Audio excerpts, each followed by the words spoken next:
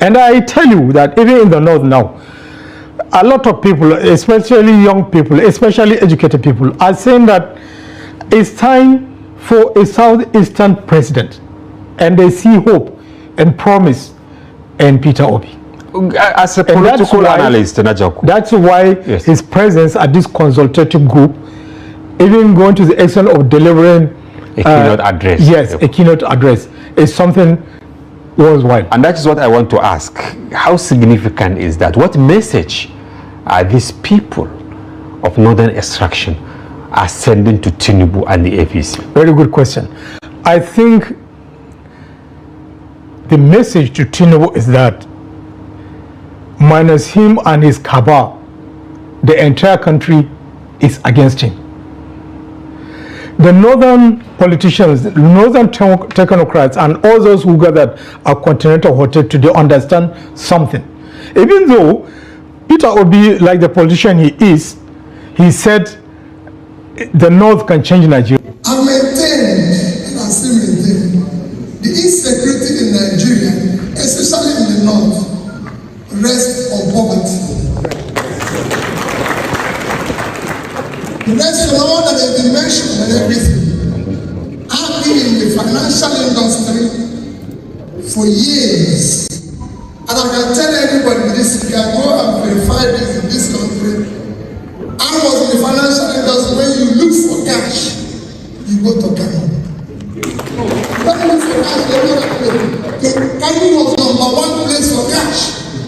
Because then we had all the factories in Bombay, in Sharadamba, in Sharan, come to Kano today, those industries are not there. Obedient. Go to Kaduna, there's no industry. There's no industry again in Kaduna. We used to put Kaduna Trade Fair 2 years for it to get the space. Today nobody goes there.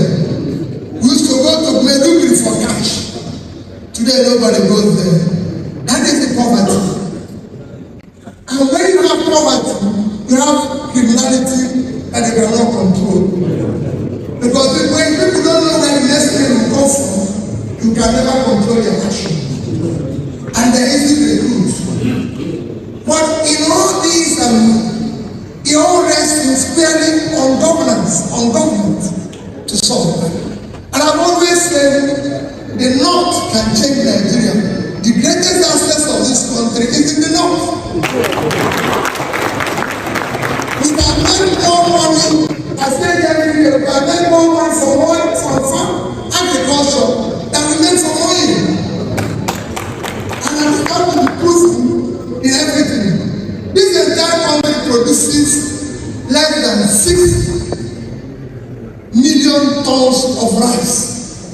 That is less than 10% of what Bangladesh produces. Bangladesh is a country that lives on 148,600 square kilometers of land. That is the size of 2 northern states. Niger at 76.3 and Borno at 70.8 is equal to Bangladesh. And Bangladesh has a population of 170 million. So if you divide their 146 by this thing, it's less than about 800 square meters, where these two states have over 13,000 square meters. It's a huge land. Kids, kids. I spent time in the north with these people, these young kids, learning Quran. And I could see in them doctors, lawyers, engineers, top scientists. Because if you see them, how they learn the Quran, how they were able to memorize the Quran, how they were able to, you could see that these are intelligent, talented kids. But they're not in a formal school. So my take is that since these kids can't go to formal school, we should take school to them. Where they're learning Quran, we should introduce English teacher, science teacher, mathematics teacher. All those basic things should be there. And we did study it by looking at 3 of them. The cost implication. Yes. Even those who were teaching the Quran were not being paid. In the 2 places I went, the 3rd place they were paid. And they just paid about 10,000, 15,000 naira. So I put a cost of employing about 6 to 8 teachers, which includes the Quran, the one that teaches Quran, English, this, at the cost of 50,000 naira each. Since they're not even being paid at all. And I put other costs of running the facility I visited. One had about 55 people, the other one had about 60 people, one had about 58 people there. So when I put the cost, it came to about 6 million naira. I rounded it off to 10 million again. And I said, if these 200 people that I'm targeting can again decide 2 million. No, not 2 million. I'm not targeting 2 million. I said I'm targeting 0.1%. Okay.